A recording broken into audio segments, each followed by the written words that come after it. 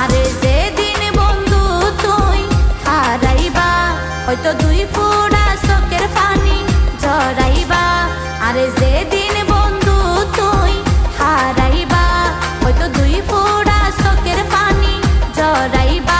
যখন একা একা সময় পার করিবা, আয় হতো আপন ছিলাম তোর বুঝতে পারিবা। আয় হতো আপন ছিলাম তোর বুঝতে পারিবা। আয় হতো আপন ছিলাম তোর বুঝতে পারিবা।